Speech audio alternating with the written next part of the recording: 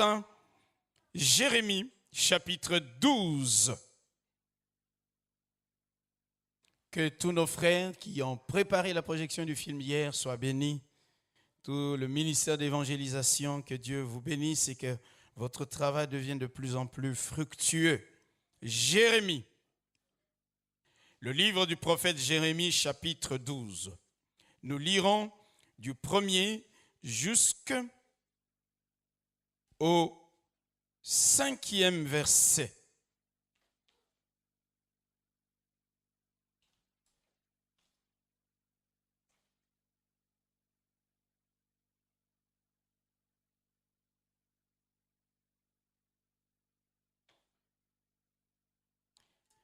Vous avez trouvé? La Bible nous dit ceci. C'est Jérémie qui parle ici. Tu es trop juste, Éternel, pour que je conteste avec toi. Je veux néanmoins t'adresser la parole sur tes jugements.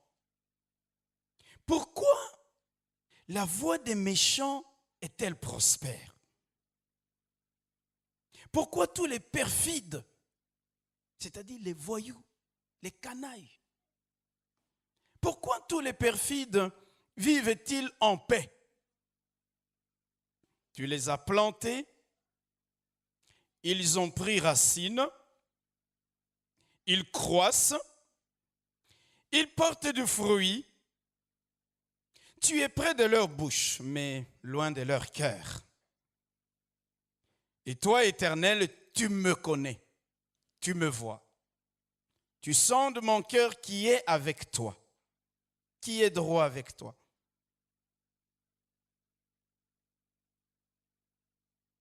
Enlève-les perfides, enlève les méchants comme des brebis qu'on doit égorger et prépare-les pour le jour du carnage. Jusqu'à quand le pays sera-t-il dans le deuil? Et l'herbe de tous les champs sera-t-elle desséchée à cause de la méchanceté des habitants?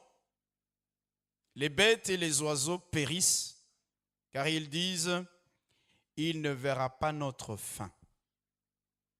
Verset 5e. Si, au fait, je voudrais déjà vous dire que ce que nous venons de lire, là, c'est Jérémie qui parle. Quelqu'un m'entend? C'est Jérémie qui parle. Il dit, mais pourquoi? Les méchants prospèrent. Ils sont bien. Les perfides, ils sont en paix. Ils croissent, ils prennent racine, ils portent du fruit, ils sont en bonne santé.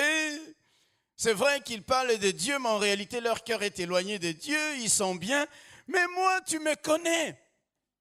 Alléluia. Seigneur, tu sais que mon cœur est droit à toi, mais je n'ai pas les mêmes faveurs, le même traitement que les méchants et les perfides. Je ne vis pas les mêmes bonnes choses que les méchants, les païens, les assassins, Seigneur. Je ne comprends plus rien. Le pays est dans les deuils.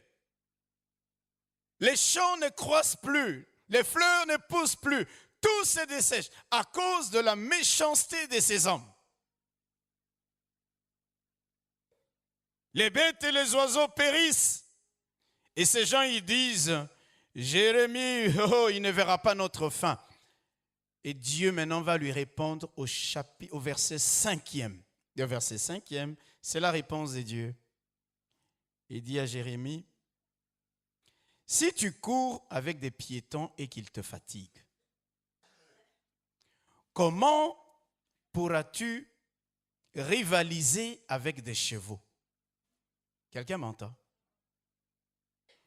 Et si tu ne te crois en sécurité que dans un pays en paix, que dans une contrée paisible, je crois que c'est ce qui est dit dans certaines versions, que feras-tu?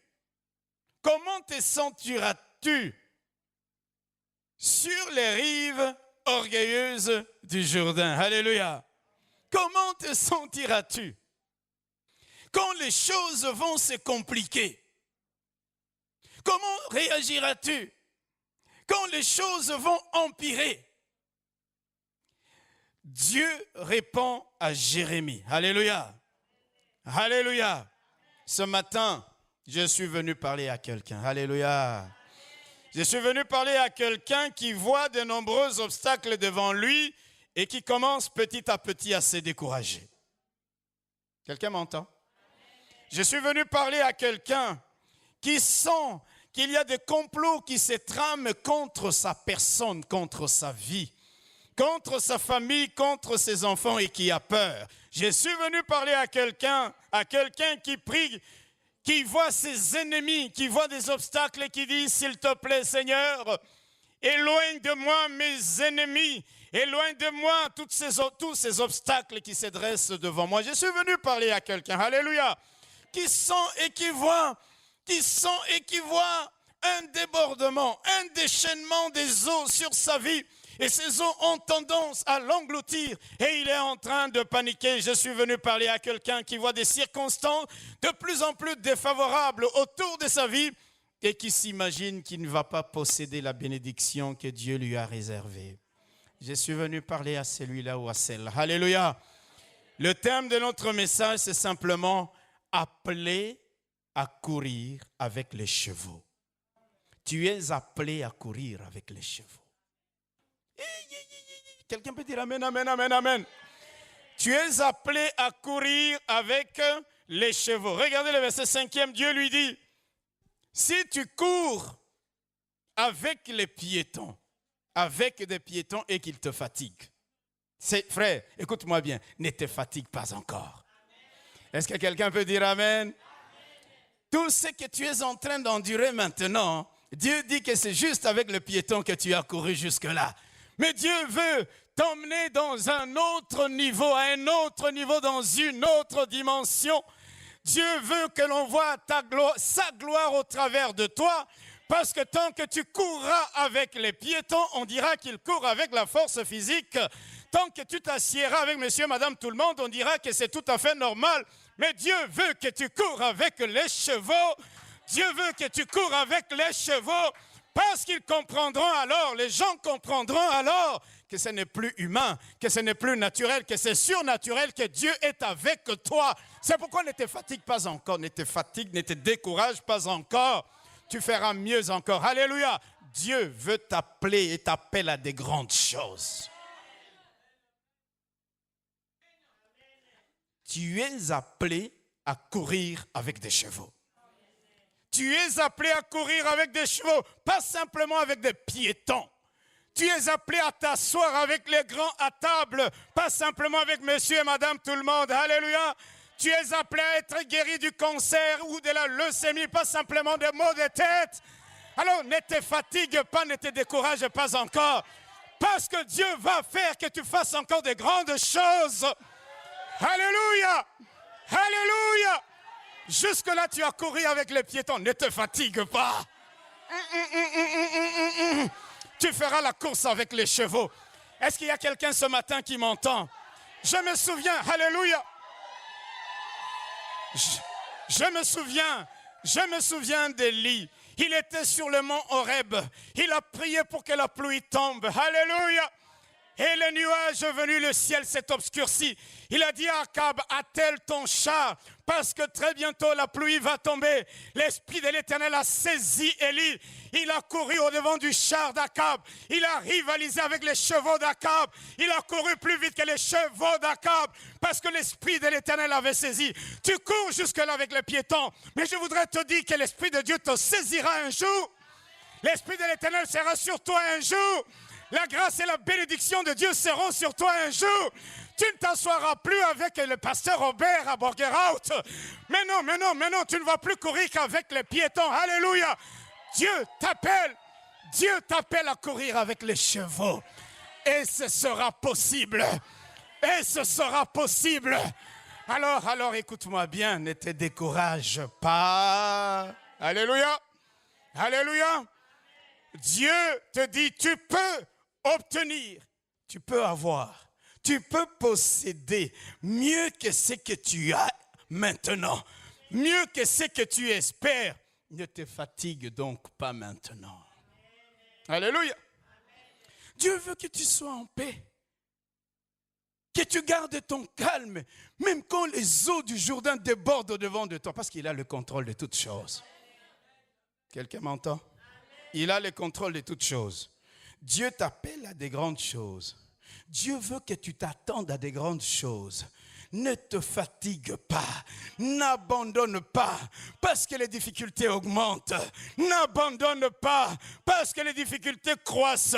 N'abandonne pas parce que les choses empirent. Non, Dieu veut que tu t'élèves. Est-ce que quelqu'un m'entend ce matin? Dieu veut que tu grandisses. Alléluia. Chaque épreuve que tu es en train de traverser pour le moment, Dieu est en train de te préparer à de plus grandes choses. Dieu est en train de t'affermir. Dieu est en train de t'exercer, d'exercer tes mains au combat. Dieu est en train d'exercer tes pieds à la course.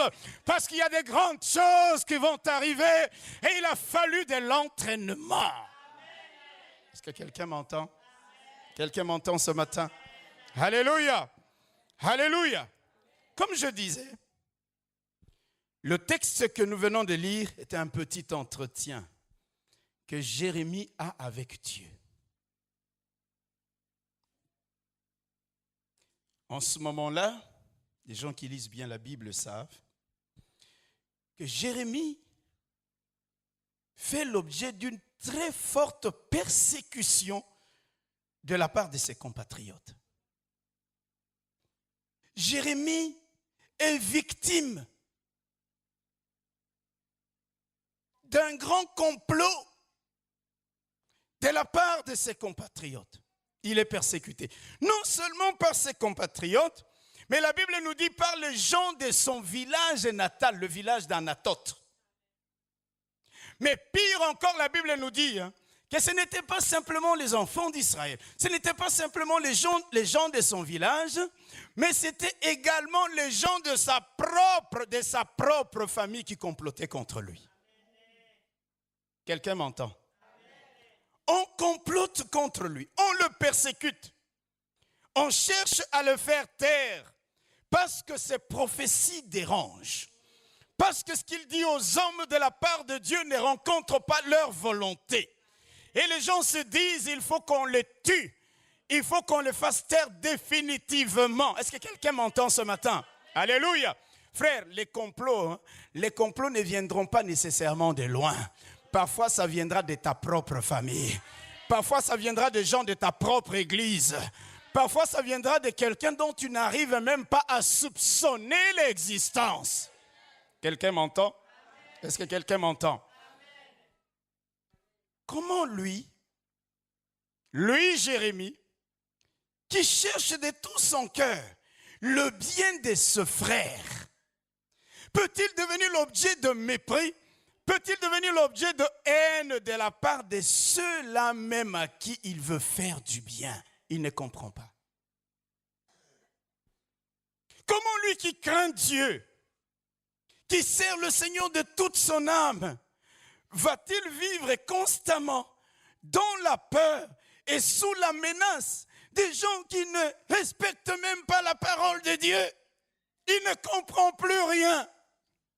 Frères et sœurs, vous savez, souvent lorsque des situations terribles nous arrivent, parfois nous nous disons, Seigneur, qu'est-ce que j'ai fait? Qu'est-ce que j'ai fait pour que toutes ces choses m'arrivent? Quel péché j'ai commis? Jérémie n'avait commis aucun péché. Simplement, il parlait, il dénonçait le péché de son peuple. Vous savez, vous allez déranger beaucoup de gens quand vous allez être différent des autres. Quelqu'un m'entend? Sache ceci, peut-être qu'il y aura un jour dans ta vie des gens qui vont te haïr sans cause, surtout si tu es différent d'eux. C'est-à-dire, tu ne te comportes pas comme monsieur, madame, tout le monde. Certaines personnes te haïront, ils te diront, celui-là, qu'est-ce qu'il veut qu'on l'acquisse, qu'est-ce qu'il veut montrer? Il y aura des gens qui te haïront simplement parce que tu as choisi la voie de la sainteté. Tu as choisi la voie de la vérité. Tu as choisi la voie de la pureté. Tu as choisi la voie de la consécration à Dieu. Il y a des gens qui te haïront. Alléluia.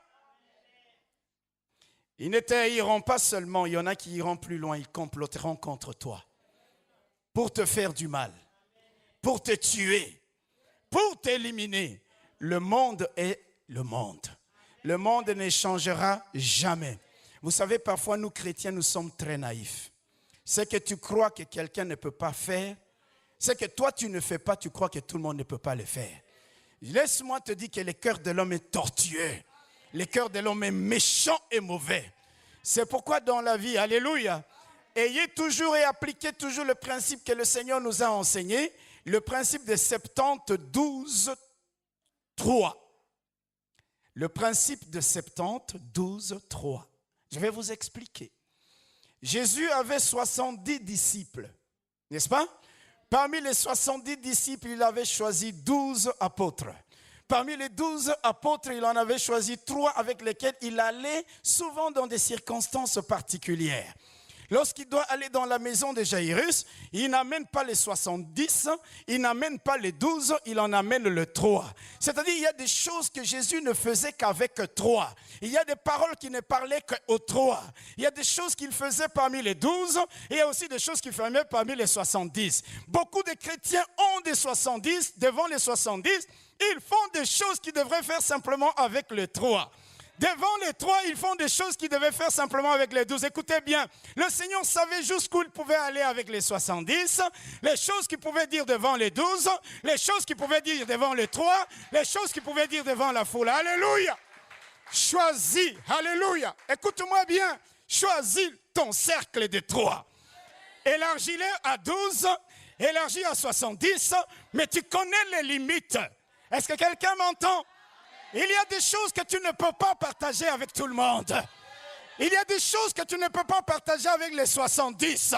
Tu ne peux en parler que parmi les 12. Tu ne peux les révéler qu'aux 3. Tu ne peux les partager qu'avec un nombre restreint. Alléluia! C'est un principe de la Bible. Est-ce que quelqu'un m'entend? La Bible dit des gens, de la multitude d'amis, à force d'avoir des amis, le malheur vient. C'est la Bible qui le dit. Il y a des gens, leurs secrets sont connus de tout le monde.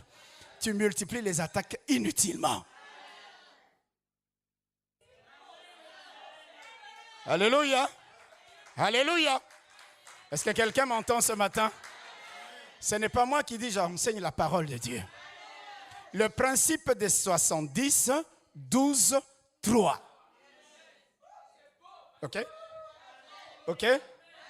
OK? OK? Vous voyez, le complot vient de la propre famille même de Jérémie.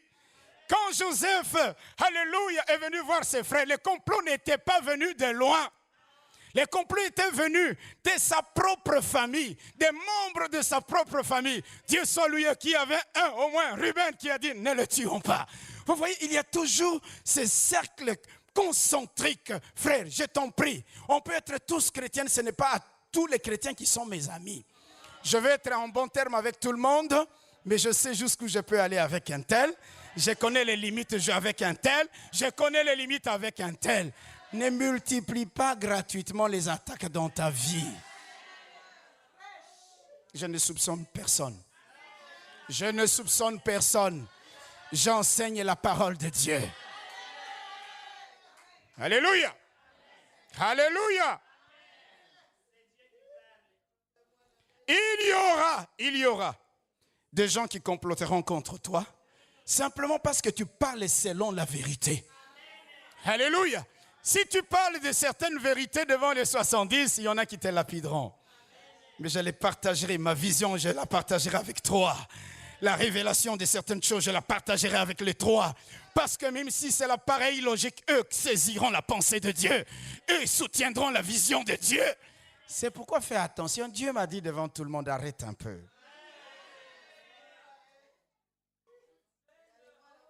Alléluia. Alléluia. Il y a des gens qui te haïront simplement parce que tu es lumière et que eux ils sont ténèbres. La Bible dit, quiconque fait le mal est la lumière. Il haït la lumière. Si dans ce monde tu es lumière, dis-toi bien que tu vas susciter des jaloux. Les gens vont te combattre gratuitement. Les gens vont t'attaquer de toutes parts. Non pas parce que tu es en train de faire des choses désagréables, mais parce que devant toi, ils se sentent à nu. Leurs œuvres mauvaises sont révélées à cause de la lumière qui brille au travers de toi. Jérémie était l'objet des intimidations, des complots, des persécutions de la part des membres de sa propre famille. Mais qu'importe, vous savez ce que Jésus a dit à ses disciples? Il dit, le monde vous hait.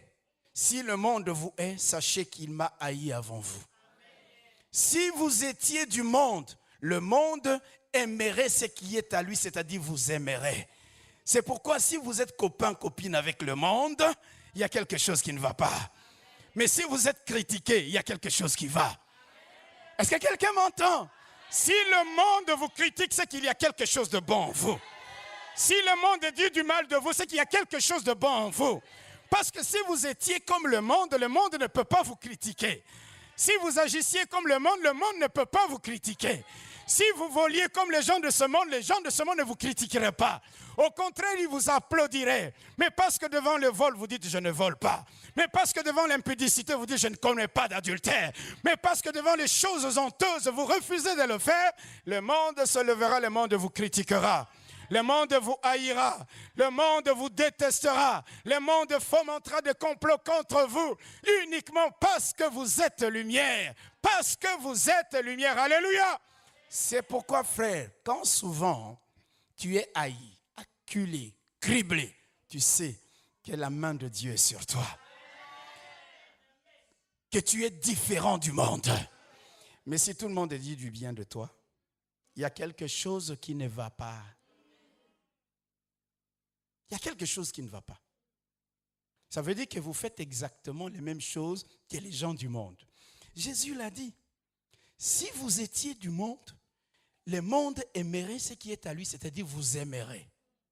Mais parce que vous n'êtes pas du monde et que je vous ai choisi du milieu du monde, à cause de cela, le monde vous hait. Quelqu'un m'entend? Souvenez-vous de la parole que je vous ai dite. Le serviteur n'est pas plus grand que son maître. S'ils m'ont persécuté, ils vous persécuteront, vous aussi. S'ils ont gardé ma parole, ils garderont aussi la vôtre. Mais il s'est fait que le monde n'a pas gardé la parole de Christ, c'est-à-dire notre parole aussi ne sera pas gardée. Le monde n'a pas aimé la parole de Christ, ça veut dire que notre parole ne sera pas non plus aimée.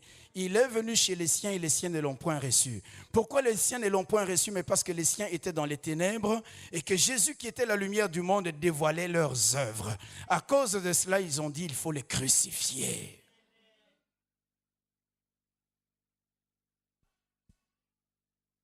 Alléluia. Alléluia.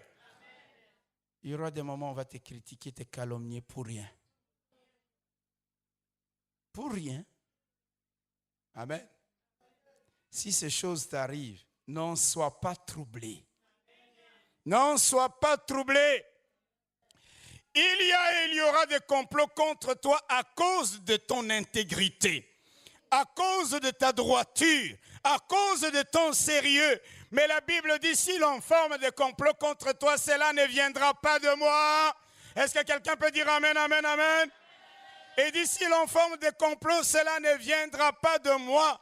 Et quiconque se liguera contre toi tombera sous ton pouvoir. J'aime ça, alléluia. Quiconque se liguera contre toi, il tombera sous ton pouvoir. Frère, je te dis ceci. Il y a des moments où beaucoup de gens perdent leur temps à comploter contre les enfants de Dieu, les serviteurs de Dieu, les servantes de Dieu. Tu veux tomber sous mon pouvoir, c'est-à-dire être plus bas que mes pieds. Complote contre moi. Vous savez, il y a des gens, tu es calme chez toi. Hein? Son nom n'est même pas dans ton esprit. OK? Mais là où lui, il est, hein, où elle est, hein, c'est-à-dire 24 heures sur 24, le nom de cette autre personne-là trottine dans sa pensée-là. Ça circule, comment je peux lui faire du mal? Et continue comme ça, tu tomberas sous mon pouvoir. Alléluia. Tu seras sous mon pouvoir. La Bible dit, si l'on forme des complots contre toi, cela ne viendra pas de moi. Et quiconque se liguera contre toi tombera sous ton pouvoir. Voici, j'ai créé l'ouvrier qui souffle le charbon au feu et qui fabrique une arme par son travail. Il dit, j'ai créé l'ouvrier. Et l'ouvrier, par son ingéniosité, il arrive à fabriquer une arme. Mais Dieu va plus loin en disant, ne t'en fais pas. Si l'arme est fabriquée, il dit, mais j'ai créé aussi celui qui détruira cette arme. Vous comprenez ça? Il dit, mais j'ai créé aussi les destructeurs pour briser l'arme. C'est pourquoi toute arme forgée contre toi sera sans effet, et toute langue qui s'élèvera en justice contre toi, tu la condamneras. Tel est l'héritage des serviteurs de l'Éternel. Tel est le salut qui leur viendra de moi, dit l'Éternel des armées. Alléluia. Frère, je t'en prie, occupe-toi de quelque chose d'autre, s'il te plaît. Ton esprit ne doit pas être focalisé que sur une personne, sur une famille, pour détruire, pour salir, pour démolir. Tu fabriques des arguments pour détruire. Dieu a déjà fabriqué quelqu'un qui va t'anéantir. Tu fabriques des histoires pour salir. Dieu a déjà prévu quelqu'un qui va te contredire. Alors, s'il te plaît, reste calme dans ton coin. Fais la volonté de Dieu et Dieu te bénira. Jérémie passait par un moment difficile. Alléluia. Alléluia. Jérémie passait par un moment très difficile. Je voudrais te dire que la haine, la jalousie, les combats auxquels tu es confronté sont souvent spirituels. L'ennemi sait qui tu es. L'ennemi sait qui tu seras. Et l'ennemi sait aussi la bénédiction qui t'est réservée. C'est pourquoi parfois l'ennemi va multiplier des attaques dans ta vie. Alors ne te décourage pas. Quand tu vois ces choses, tu dis, là, je suis en train de faire la course avec les piétons. Mais Dieu va m'amener à faire des courses avec les chevaux. C'est-à-dire qu'il y a encore de très grandes choses qui m'attendent. Ce que tu es en train de vivre maintenant ne doit pas te décourager. C'est pourquoi Dieu il dit à Jérémie, Jérémie, s'il te plaît, écoute, je sais ce que tu vis. Mais si maintenant là tu te décourages, moi je t'attends quelque part sur de plus grandes choses, sur une échelle plus importante, Jérémie. Écoute, non, jusque-là tu es en train de faire la course avec les piétons. Alléluia. Mais je voudrais que tu fasses la course avec les chevaux. Je t'attends sur une échelle beaucoup plus importante. Je m'attends à te voir faire des choses plus grandes. Je te réserve des choses encore beaucoup plus grandes. Vous savez, Joseph a connu toutes les attaques parce que tous les combats qu'il connaissait étaient un combat d'identité. L'ennemi savait ce qu'il allait devenir. L'ennemi savait qu'au travers de lui, tout le peuple allait être sauvé. Il fallait les détruire, il fallait l'abattre, il fallait l'anéantir. Mais laisse-moi te dire que toute arme est forgée contre celui, le roi de Dieu, celui dont Dieu a choisi, a mis sa main, celle dont Dieu a choisi, a mis sa main sur, ce sera toujours sans effet. Sans effet. Tu tourneras en rond, mais rien n'arrivera. Alléluia. Jérémie est criblé, il est attaqué, il ne comprend plus rien à ce qui lui arrive. Aussi se tourne-t-il vers Dieu pour demander à Dieu de lui dire quelque chose. Il va dans la prière. Frère, quand tout va mal dans ta vie, quand tout va de travers, c'est bien de chasser les démons. Il y a des gens, au nom de Jésus, les démons, au nom de Jésus, vous chassez. C'est bien de chasser les démons. Quand tout va mal, quand tout va de travers, c'est bien de prier. Mais de temps en temps, mais parfois, c'est mieux d'aller auprès de Dieu et de lui dire, Seigneur, j'ai des questions à te poser. Seigneur, je ne comprends plus rien. Dis-moi une parole. Alléluia. Dis-moi la parole sur laquelle je vais m'appuyer. Dis-moi la parole qui va me soutenir. Dis-moi la parole qui va servir de fondement à ma foi. Alléluia. Pas simplement au nom de Jésus. Démon des obstacles, je vous chasse. Non, écoutez, va vers le Seigneur. Et tu t'assois là, tu dis Seigneur. Comme Jérémie, vous savez ce qu'il a dit? Il dit, tu es trop juste, Éternel, pour que je conteste avec toi. Néanmoins, je voudrais t'adresser la parole sur tes jugements. Je voudrais te poser quelques questions. Parce que je ne comprends plus. Les méchants, les perfides, les voyous, les canailles. C'est le terme de la Bible. Ils prospèrent, ils vivent en paix. Moi, je suis tout le temps troublé. On complote contre moi. On veut me tuer. On veut m'assassiner. Alléluia. Je ne comprends rien. C'est comme Habakkuk. Hein? Quand il y a eu beaucoup de problèmes, il est allé devant le Seigneur. Il dit, j'étais à mon poste, n'est-ce pas? Et je veillais pour voir ce que Dieu me dirait. Afin que Dieu me dise, je veillais pour voir ce que l'Éternel me dirait. Il est allé à son poste, il dit, Seigneur, dis-moi un mot. Dis-moi une parole. Vous savez, quand vous priez de cette façon que vous allez devant Dieu, même au milieu des situations les plus difficiles, quand Dieu vous dit, ne crains rien. Les jours d'après, même s'il y a débordement de tous côtés, tu es calme parce que tu sais que Dieu t'a dit ne crains rien. Tu t'appuies sur la parole. Il dit, dis-moi. C'est ce que Jérémie fait. Il dit, Seigneur, dis-moi un mot, dis-moi une parole. Pourquoi ces gens prospèrent-ils? Et moi, tu me vois, tu me connais. Tu sondes mon cœur qui est avec toi. Et je ne comprends plus rien. Alléluia. Vous savez que ce genre de questions, d'autres personnes dans la Bible les avaient déjà posées à Dieu. Comment ça se fait? J'ai lavé mes mains dans l'innocence. Je vais à l'église et je prie. Je fais ce que Dieu me demande dans la mesure du possible. Je m'attends à Dieu. Et ma situation, quand je la compare à la situation des païens, ce n'est pas la même chose. Les païens, ils sont bien. Ils sont en bonne santé. Ils prospèrent. Ils sont gais. On dirait la tristesse est devenue le lot quotidien des chrétiens. On dirait le malheur est devenu le lot chrétien des chrétiens. On ne comprend plus rien. Vous savez, Asa, si vous voulez bien, avait posé exactement les mêmes questions à Dieu. Regardez avec moi dans les psaumes 73. Vous connaissez ces choses. Psaume 73. Psaume 73. Est-ce que quelqu'un me suit ce matin? Écoutez ce qu'Asa dit à Dieu. Psaume 73, commençons à partir du verset 1er. Il dit, oui, Dieu est bon pour Israël, pour ceux qui ont les cœurs purs. Toutefois, mon pied allait fléchir, mes pas étaient sur le point de glisser, car je portais envie aux insensés, en voyant le bonheur des méchants.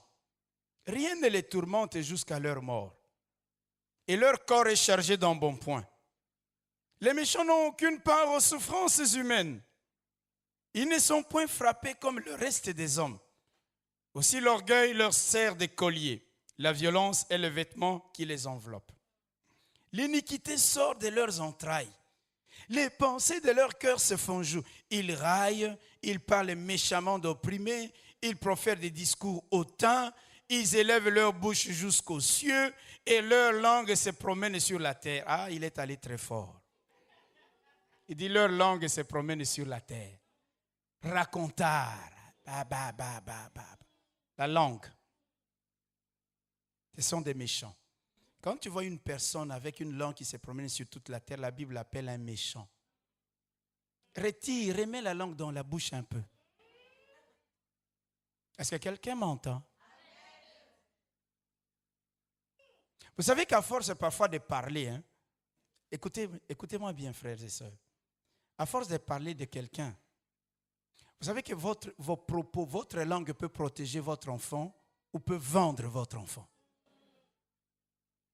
Vous allez à gauche parler parfois du mal de votre propre enfant. Vous êtes en train de le vendre. Retire un peu. C'est de la méchanceté. Il dit, ils sont en bonne santé. Voilà pourquoi le peuple se tourne vers de leur côté. Ah, les méchants, toujours une foule de gens qui les suivent. Les méchants, quand ils parlent, il y a toujours une foule de gens qui les suivent. La Bible dit le peuple de son côté.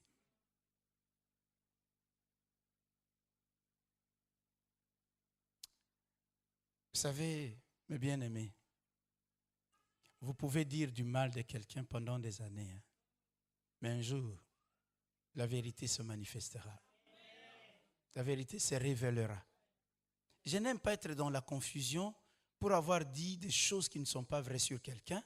Parce que quand la vérité se révèle et que je me retrouve dans la confusion, c'est terrible, n'est-ce pas? Alors quand tu ne connais pas la réalité ou la vérité des choses, tais-toi un peu. C'est pourquoi de temps en temps aussi, hein, quand quelqu'un vient te dire des choses, je vous dis en connaissance de cause en tant que pasteur, quand vous l'entendez, vous croyez qu'il a raison. Écoutez la deuxième personne. À la limite, confrontez les deux personnes. Vous allez en voir un qui n'ouvrira plus la bouche. Alléluia. Quelqu'un peut dire, pasteur, donne-moi 2 minutes, je vais à la toilette, mais il est parti. Parce qu'il est incapable, là, d'être dans la confrontation. Et ça se fait dans les milieux des chrétiens. Ah, je ne comprends rien moi non plus. Parfois, je dis, Seigneur, pourquoi? Pourquoi? Est-ce que nous sommes tes enfants? Est-ce que nous sommes des chrétiens? Je me demande. Dieu soit loué. Je sais qu'il y a 3. Je sais qu'il y a le cercle des 12. Il y a le cercle des 70. Et souvent, je veux demeurer dans le cercle des 3 ou des 12.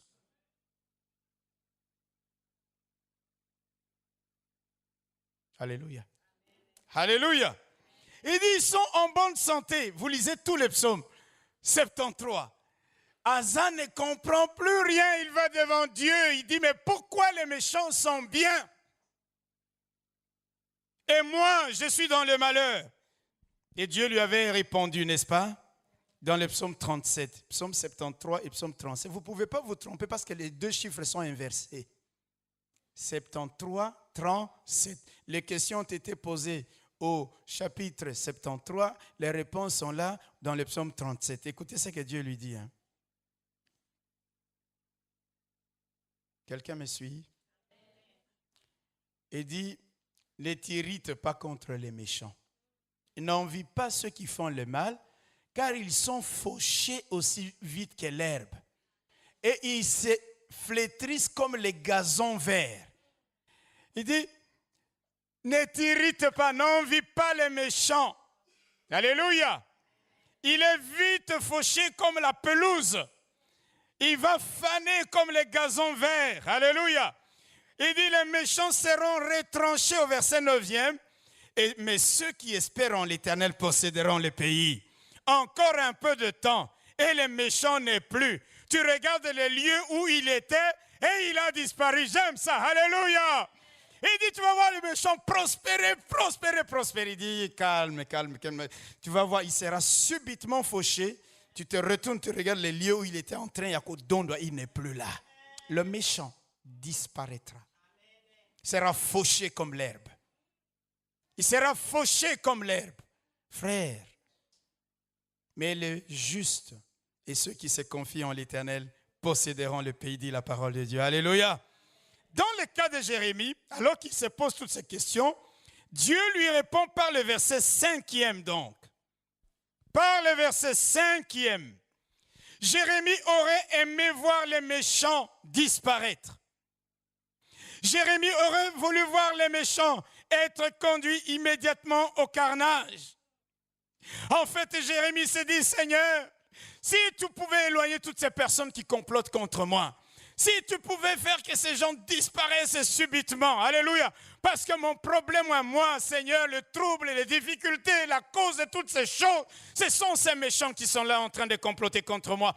Et Jérémie voyait que le problème, c'était ses ennemis, mais Dieu voyait que le problème de Jérémie était Jérémie lui-même. Écoutez-moi bien, lui dit Jérémie, je sais, les méchants sont là. Et ils seront toujours là. Si maintenant tu te fatigues, alors que tu cours à pied, comment vas-tu rivaliser avec les chevaux? Je veux te dire que toi, tu dois t'élever. Tu dois exercer tes mains au combat. Tu dois exercer tes pieds à la course. Parce que tu vas courir avec les chevaux. Alléluia. Tu ne regardes pas tes ennemis, ils seront toujours là. Mais tu vas faire tellement de choses extraordinaires au milieu de tes ennemis. Alléluia. Ils t'entoureront, je dresserai une table en face de tes ennemis. Exerce simplement ta foi, libère ta foi. Ne regarde pas tous ces gens qui t'entourent. Exerce ta foi et libère-la. Vous savez, Dieu n'enlèvera jamais tes ennemis de devant toi. D'ailleurs, si Dieu enlevait nos ennemis devant nous, ce serait une chose malheureuse. Il faut que tes ennemis voient le moment. Alléluia. Il faut que tes ennemis voient le moment où Dieu, alléluia, dresse une table devant toi. Alléluia. Et vous savez, quand la Bible dit Dieu dresse une table devant toi, ne sois pas plus bon que Dieu. C'est-à-dire tes ennemis sont là, ils te regardent, ne les invite même pas. Dieu n'a pas dit de les inviter. Non, non, non. Est-ce que quelqu'un m'entend? Mais ce n'est pas moi qui dis ces choses-là. Ils sont en face de toi. OK? Ils regardent, ils aiment, ils apprécient ce que tu es en train de manger. Il y en a même beaucoup parce que ça déborde. Mais tu continues à manger sans même les inviter.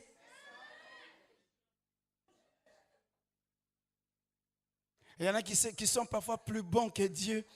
Il dit, ah, je vois vraiment que tu as envie, hein? Viens. Non, non, non, non, non. Laisse-le regarder.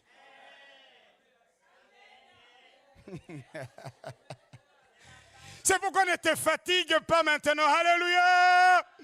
Il faut que tes ennemis voient comment tu cours avec les chevaux. Alléluia. C'est-à-dire Dieu fait de toi quelqu'un d'extraordinaire. Quelqu'un de grand. Alléluia. Quelqu'un de plus puissant encore. C'est pourquoi tu es bon. Si aujourd'hui, alléluia, il y a des combats, tu dis je suis en train de courir avec les piétons. Mais vous verrez ce que Dieu va faire pour moi. Je courrai avec les chevaux. Alléluia. L'Esprit de l'Éternel me saisira. Parce que je ne mourrai pas comme quelqu'un qui doit toujours courir à pied. Alléluia. Vous savez, à un moment donné, quand on dit faire la course avec les chevaux, c'est-à-dire pas simplement que tu cours devant les chevaux, mais toi-même, tu es déjà aussi assis sur les chevaux. Est-ce que quelqu'un m'entend? Alléluia. Pour l'instant, tu es en train de courir avec ceux qui courent à pied. Mais le jour viendra où non seulement tu courras devant les chevaux, mais tu courras sur un cheval. Parce que Dieu, c'est pourquoi tu es bon. Et lui dit Jérémie, si maintenant tu te fatigues, ce ne sont que des petites choses là, des petites difficultés. Moi, je veux que tu exerces tes mains au combat. Moi, je veux que tu t'affermisses. Vous savez, un jour, Jésus a dit à Pierre, Satan t'a réclamé pour te cribler comme le froment. Mais Jésus n'a pas dit, j'ai refusé, je vais empêcher Satan de te cribler. Non. Il n'a pas dit, je vais faire en sorte que toutes les attaques de Satan ne t'arrivent pas. Non. Il dit, les attaques t'arriveront. Alléluia. Satan va te cribler comme le froment, mais moi, j'ai prié pour que ta foi reste ferme, pour que ta foi ne défaille pas. Parce qu'au milieu de toutes ces attaques-là, par ta foi, tu triompheras. Parce que la victoire qui triomphe du monde, c'est la foi. Et quand tu auras la victoire, au milieu de toutes les attaques, l'on saura que c'est l'Éternel, ton Dieu, qui t'a donné la victoire. L'on saura que c'est l'Éternel, ton Dieu, qui est le véritable Dieu. L'on saura que c'est l'Éternel, ton Dieu, qui est le Dieu du secours, qui ne manque jamais au temps de la détresse. C'est pourquoi au milieu des attaques, ne faiblis pas. Alléluia. Il a dit à Moïse, j'ai endurci le cœur de Pharaon. Je n'ai pas endurci le cœur de Pharaon pour rien, j'ai endurci le cœur de Pharaon pour faire éclater ma gloire. Parce que Pharaon va vous relâcher, mais à un moment donné, il va vous poursuivre. Il y aura la mer où je vais endurcir son cœur. Il va vous dire, partez, partez, partez, mais je vais endurcir son cœur. Il vous poursuivra dans le désert. Vous serez en face de la mer rouge. J'ai endurci son cœur pour faire éclater ma gloire. C'est pourquoi quand tu es méchant, écoute-moi bien, Dieu peut permettre que ton cœur s'endurcisse davantage. Toi, tu es en train de croire que tu gagnes, que tu es bien, que tu es bien. Mais attends, Dieu est en train d'endurcir ton cœur pour qu'au travers de toi, il manifeste qu'il est Dieu. Parce que subitement, Dieu va te faucher comme ça. Les gens regardent là où tu étais, tu n'es plus. Les gens ne comprennent même pas, mais parce que Dieu a voulu que les choses empirent, pour que les gens disent il n'y a plus de solution. Alléluia. Mais Dieu vient en ce moment-là, il frappe et la solution est là. Et l'on dit non, l'Éternel est Dieu. C'est pourquoi les justes, frères, chaque attaque qui t'arrive est comme un exercice de foi. Est-ce que quelqu'un m'entend? Ne va pas dans ton petit coin et commencer à pleurnicher. Le Seigneur te dit non, non, non. Si tu te fatigues en courant avec les piétons, comment pourras-tu rivaliser avec les chevaux? Comment? Si tu te crois en sécurité que dans un pays où tout est calme, les jours où tu seras devant les eaux tumultueuses du Jourdain, comment vas-tu réagir? Tu vas prendre la fuite. Mais Dieu avait dit au sacrificateur qui portait l'arche de l'alliance de l'Éternel, les eaux du Jourdain débordaient parce que c'était pendant la période des crues. Et Dieu leur dit, vous ne reculez pas. Portez l'arche et avancez vers les eaux. Portez l'arche, les eaux débordent. Mais ils avaient conscience en Dieu. Alléluia. Ils avaient la paix. Dieu nous a dit d'avancer. Ils avançaient. Quand ils ont mis les pieds dans les eaux du Jourdain se sont coupées. Ne te sens pas en paix que quand tout va bien. Alléluia. Ne te sens pas dans la joie que quand tout va bien. Ma joie ne dépend pas des circonstances. Ma joie ne dépend pas de l'argent que je peux avoir ou ne pas avoir. Vous savez, il y a des gens, quand il n'a rien en poche, vous voyez tout de suite qu'il n'a rien en poche, dans son sac.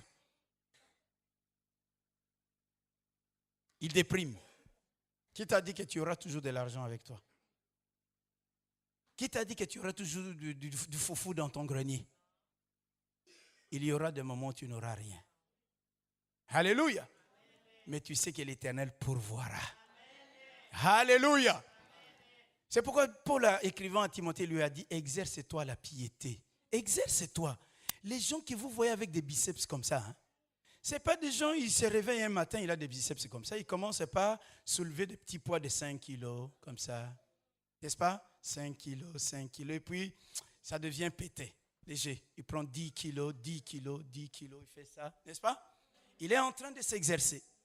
Et puis après, il commence à prendre de 20 kilos, il fait ça.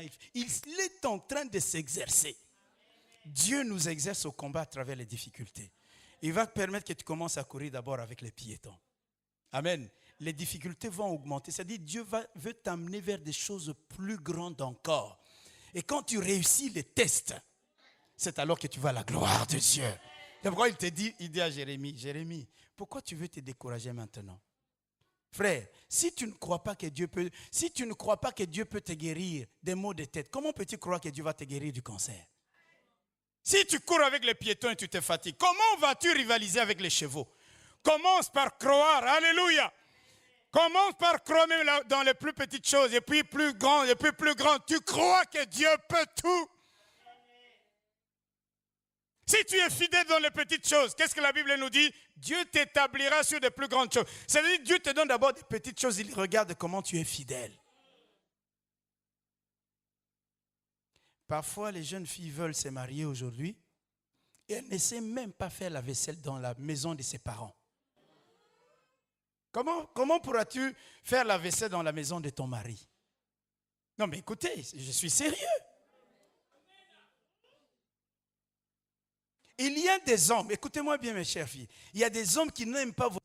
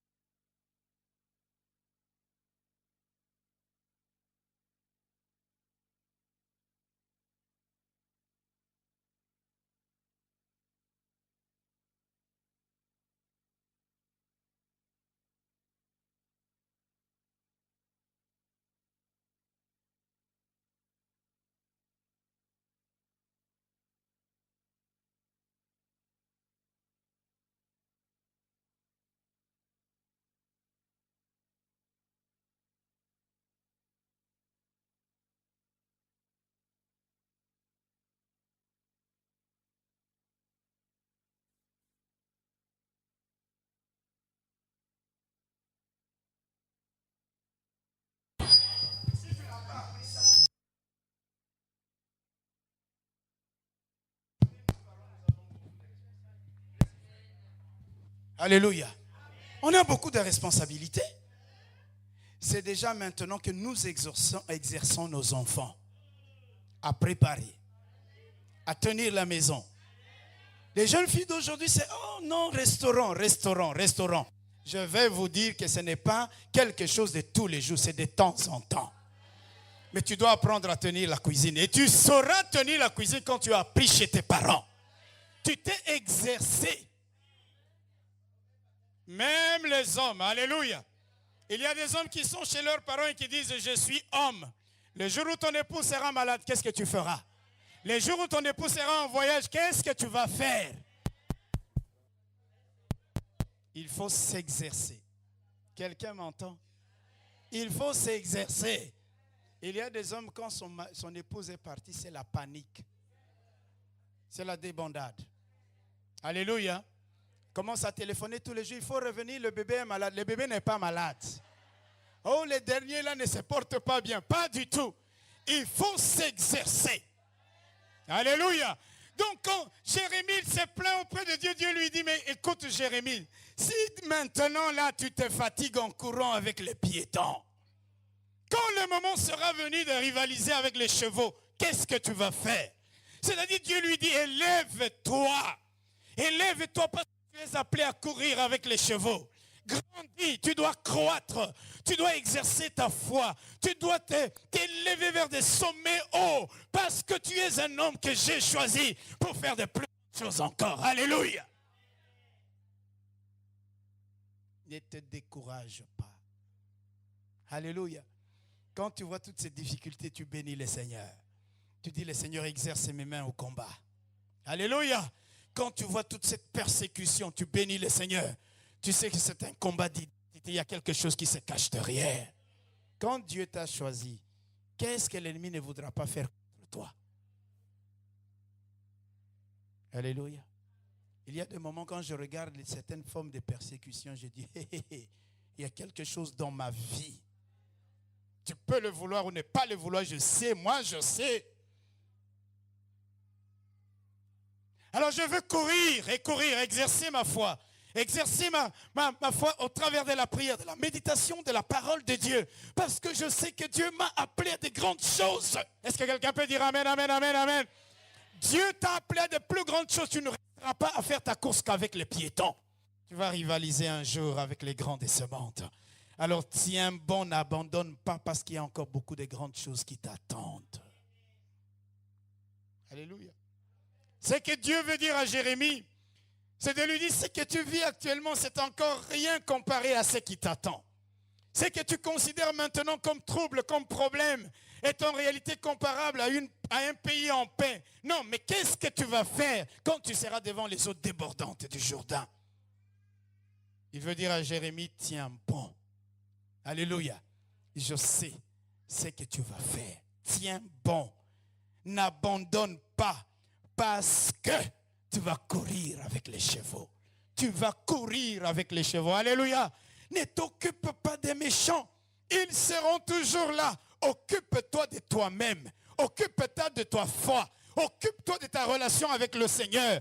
Parce que quand ta relation avec le Seigneur est bonne, même si les méchants t'entourent, même si les méchants t'environnent, l'Éternel t'élèvera au-dessus d'eux. Même s'ils mettent des obstacles devant toi, alléluia, le Seigneur te fera passer au travers de ces obstacles. C'est pourquoi il dit, occupe-toi de toi, Jérémie. Tous ces gens qui te haïssent, ça ne sert même à rien de prier, Seigneur, qu'ils meurent. S'ils meurent, d'autres naîtront. Mais je te dis la vérité. D'autres vont te haïr.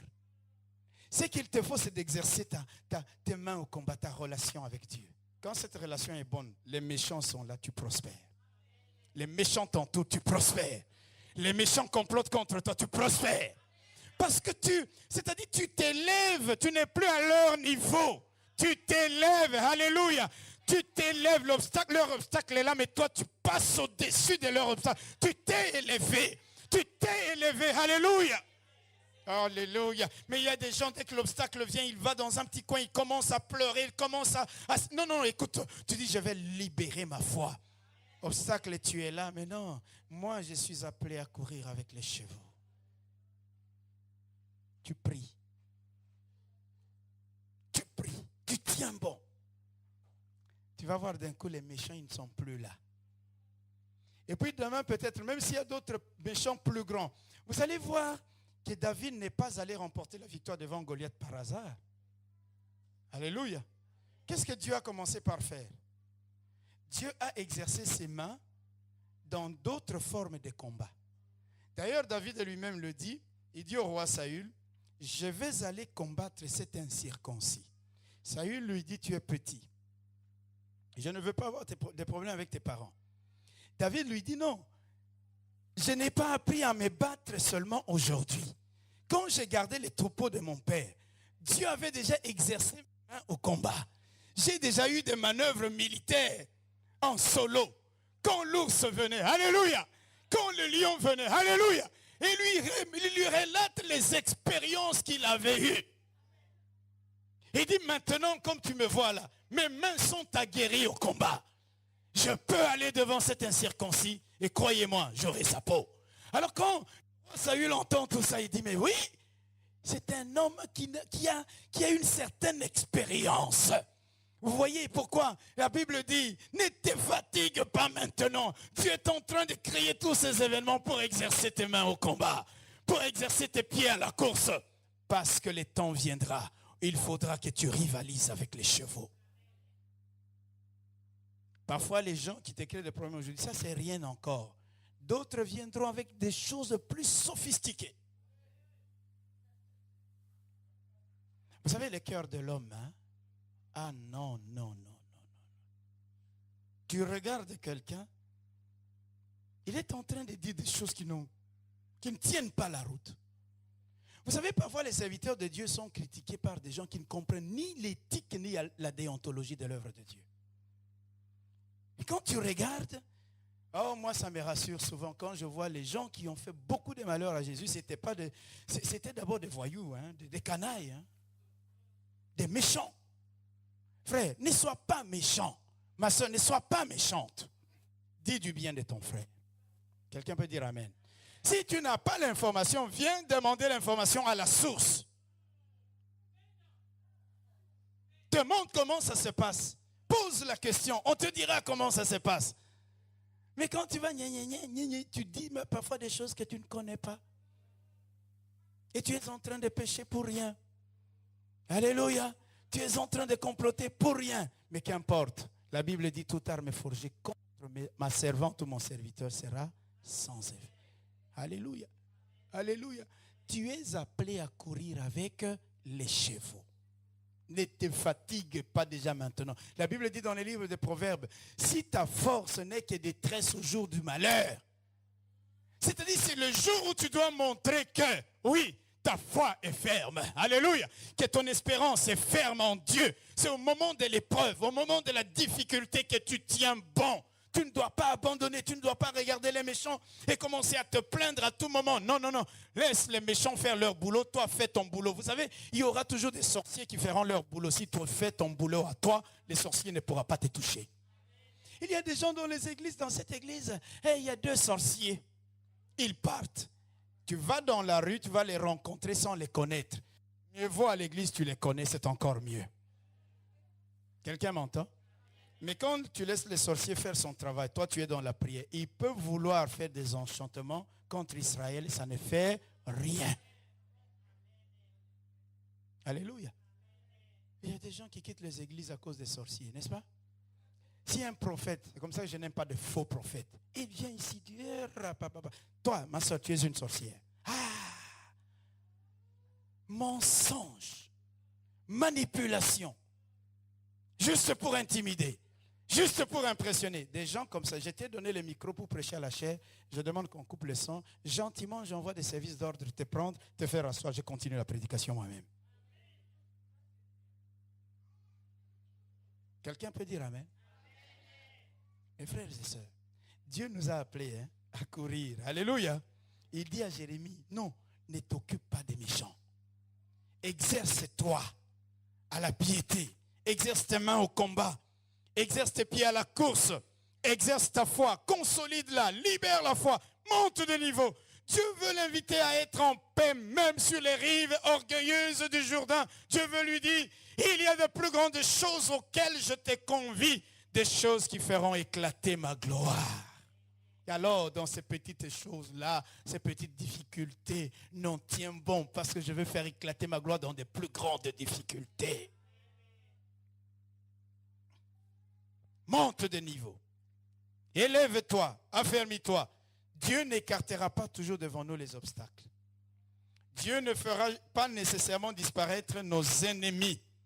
Ils seront là parce que c'est à travers eux que Dieu fera éclater sa gloire. Quelqu'un m'entend? C'est à travers eux que Dieu fera éclater sa gloire. Comment peux-tu être couronné, avoir une coupe, avoir, je ne sais pas moi, une ceinture, comme prix que tu as remporté dans un combat de boxe, si tu ne t'es pas mesuré à quelqu'un? Laisse, les adversaires viendront. Mesure-toi à eux. Alléluia.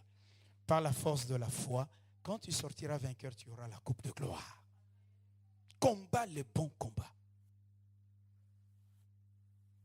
Si nous nous élevons au-dessus de nos adversaires, même s'ils sont là, nous aurons toujours la victoire.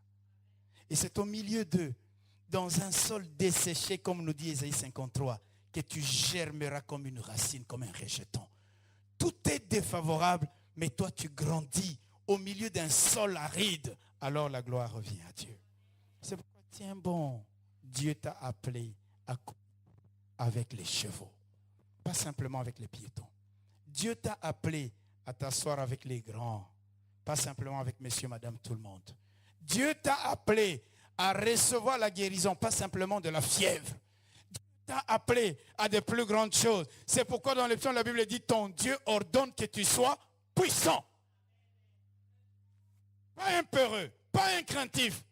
La Bible dit dans l'Apocalypse, dehors, les efféminés, les timides, les lâches, ceux qui devant les difficultés abandonnent, reculent. La Bible dit qu'ils n'hériteront pas du royaume des cieux. Les difficultés sont là. Alléluia. Les problèmes sont là. Mais tu sais que c'est rien. Tu surmonteras de ces choses-là parce que Dieu sait qu'il y a encore des chevaux qui t'attendent et avec lesquels tu feras la course. Alors si maintenant déjà là, tu es abattu, tu es découragé, que feras-tu quand les eaux de Jourdain vont maintenant déborder sur ta vie? Que feras-tu? Si en temps de situation, je dirais plus ou moins normale, tu es abattu, quand de plus grands malheurs vont venir, quand de plus grandes difficultés vont venir, tu vas faire quoi? Tu vas renier la foi? Tu vas abandonner Dieu? Mais quand tu t'es exercé, tu as appris à placer ta confiance dans le Seigneur, à prier, tu vois l'exaucement. Quand tu as appris à espérer, à espérer même contre toute espérance, tu dis le Seigneur agira, le Seigneur agit.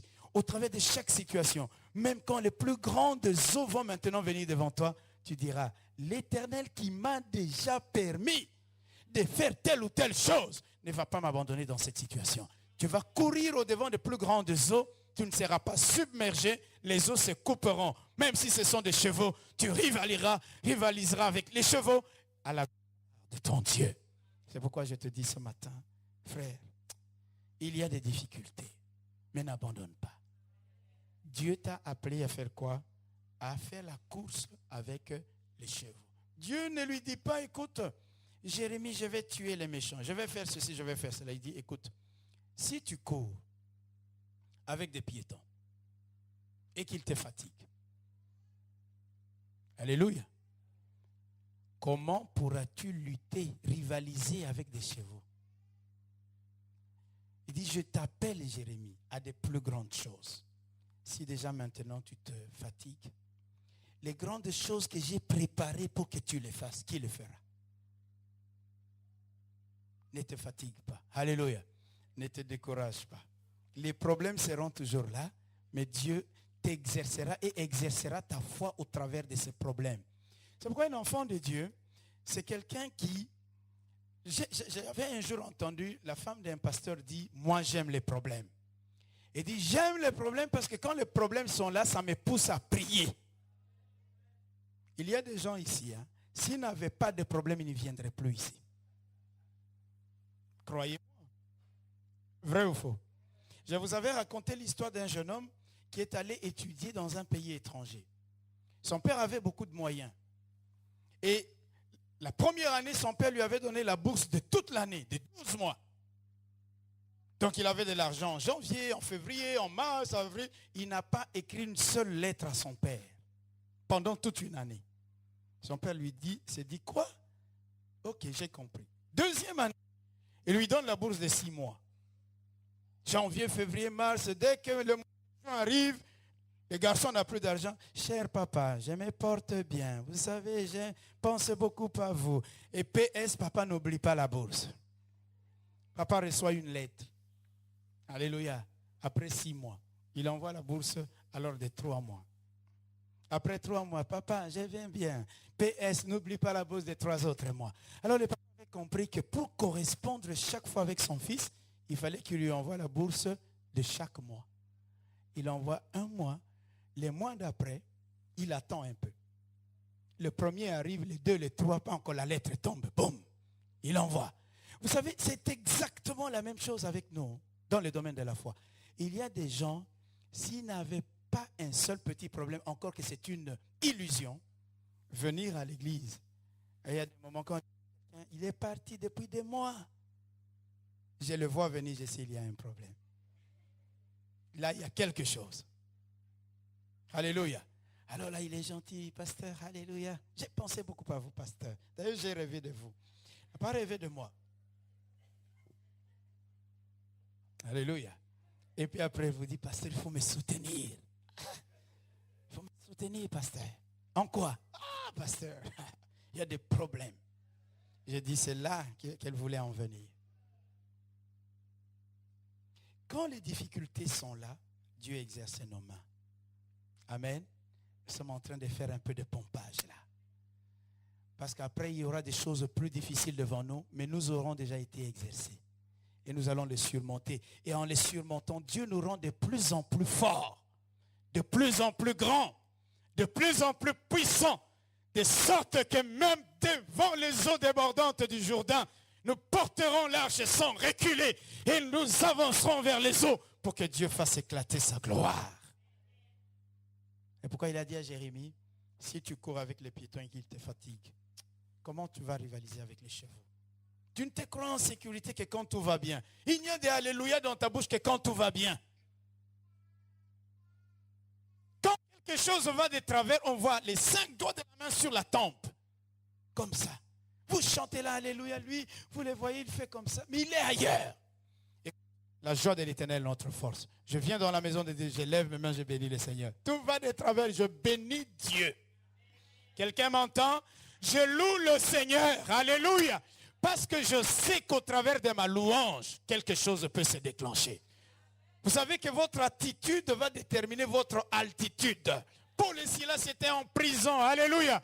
Ils avaient le choix entre 2 possibilités. Soit de se plaindre, pleurer, crier après Dieu, maudire Dieu. Ils avaient le choix entre cette possibilité-là et louer Dieu et prier et faire en sorte que tous les autres prisonniers les entendent. Mais ils étaient en prison. Quand vous êtes en prison, vous commencez à vous dire, Seigneur, pourquoi vous avez permis que je sois en prison, n'est-ce pas?